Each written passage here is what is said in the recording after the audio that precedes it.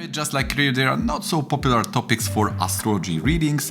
People are more asking about charity, about education, spirituality. A marriage is totally ignored area. And if people ask about it, it's about how to be most loving and most giving and caring person for the other part. In this video, I will show you how to read what it could be the potential marriage challenges, but you may ask why this is so important, what this will change. So even if we don't provide any tips for improvement, the awareness itself is improvement. And also for the healing process, we have to start always with the diagnosis. So let's call this a karmic diagnosis. And also I will show you something else that what most astrologers are using the 7th house, 7th lord and Venus, or maybe also the 8th lord, and if that fails they are escaping to this flowery nakshatra description. So if we want to go quickly to the mother, we have to just find the actual Upapada and analyze this. This will show the complexity of marriage, the whole dynamics, the narrative and so on. That along with the Navamsha will tell you everything you need to know. Affair, no affair, love, no love, the children, in-laws relationships, the property, siblings, fights, distance issues, sexual issues.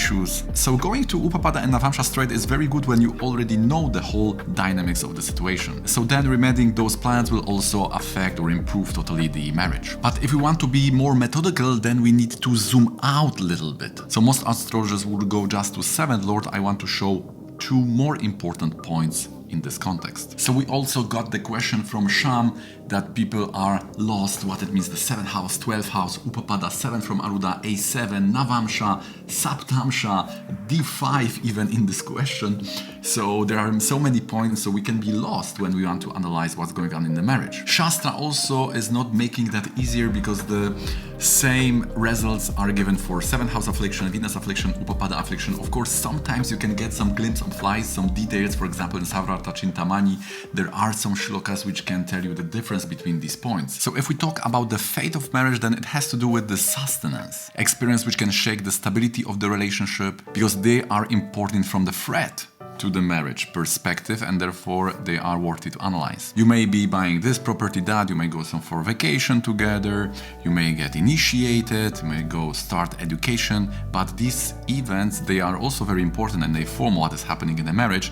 They are not so important when we talk about the prevention or awareness or challenges which can really make the relationship end. So for example, you may have all these experiences, but then you have some child and there is some postnatal depression and suddenly your wife wants divorce. So that is important to analyze. That is important to find in the chart. So then there may be issues like lack of social support, poor relationship with the partner, maybe also some infant health issues and so on. So this can be much more important from the threat perspective. So where to find them? Should we analyze 7th house, 7th lord or Venus? Should we go to the Navamsha, maybe to Nakshatra? Some people, when they cannot find the answers in the Rashi, they escape to Bhava Chakra, then they escape to Nakshatra, then to Dispositor of Dispositors, and so on. But the answer is 2nd house.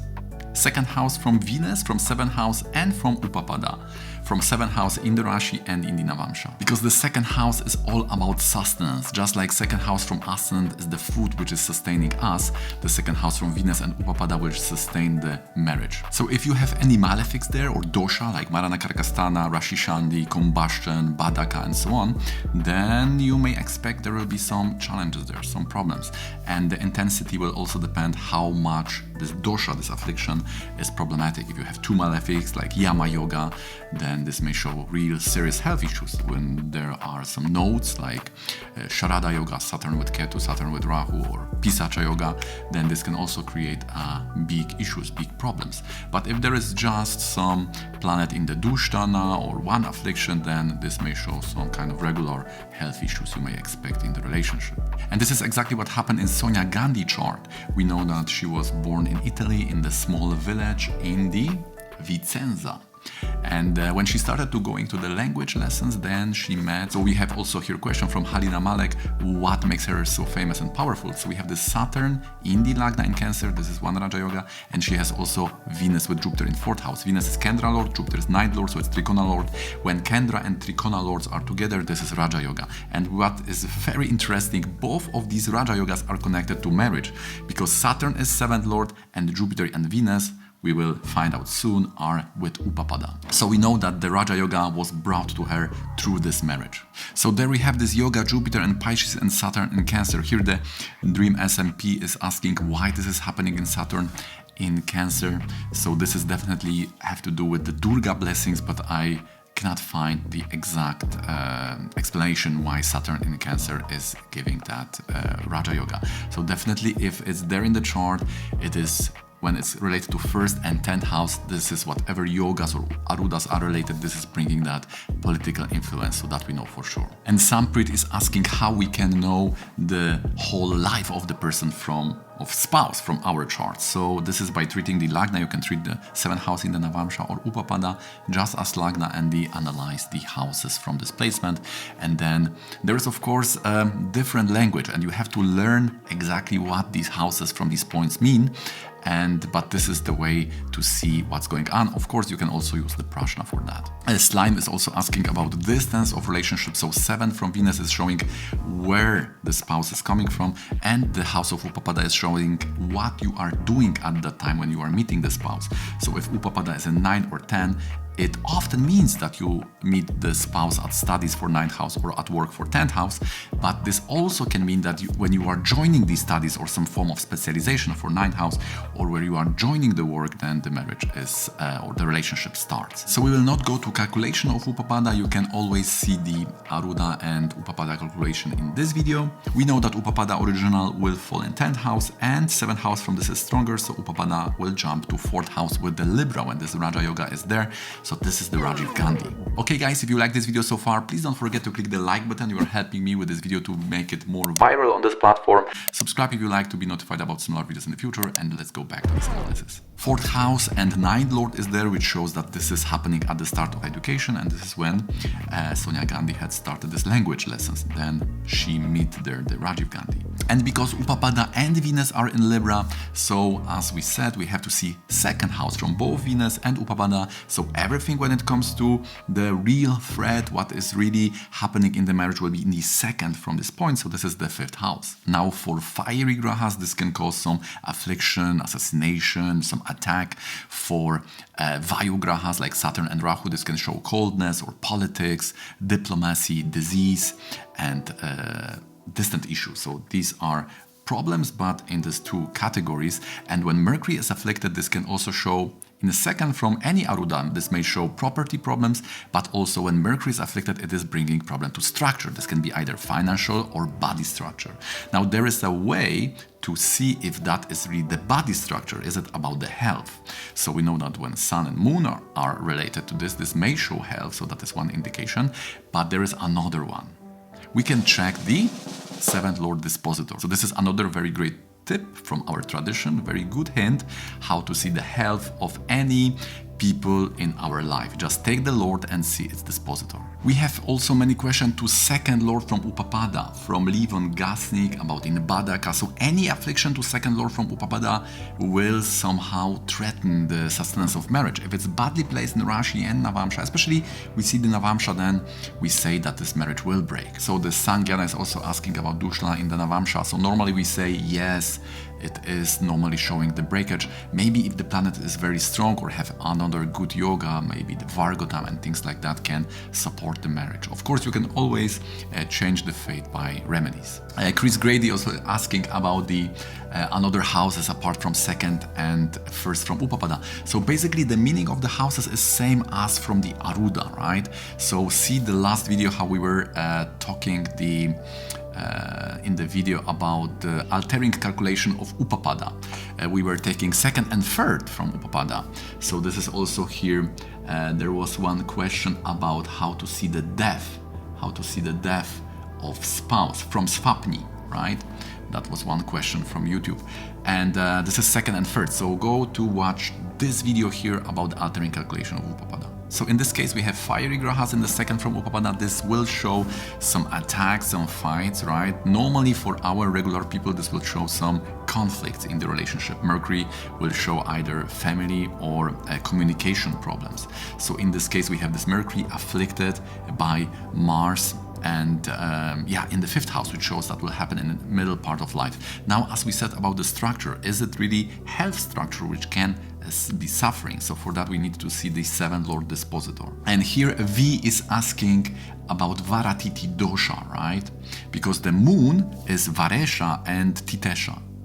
This may sound exotic. The Varesha is Lord of the day, Titesha is Lord of the lunar day. So if there is one planet, right? So person was born on Monday, therefore moon is the Vara Lord, right? And also for people who were born on Dvitya or Dashami, the moon is also, Dvitya is the 2nd lunar day, Dashami is the 10th lunar day, then the moon will also lord this day. So when both situations are happening, person is born on Monday and Dvitya or Dashami, the 2nd or 10th day, then there is Dosha. Dosha means affliction, problem, and this will be seen in the yoga related to that moon itself. So now we know that this is 7th Lord Dispositor. So that moon, which is suffering from this Panchanga Dosha, the whole day, lunar day, nakshatra, and karana, we are talking about the 5 limbs of time, the quality of time. This is Panchanga. So here the affliction is the moon, and moon is the 7th Lord Dispositor, which is showing the health of the spouse. And this is very interesting because by seeing the yoga of this planet, we can see what is happening. So for this is aspected by Mars and Rahu. This can give accident, some violence, or it can give some problem with the lungs, because Mars and Rahu also may show this.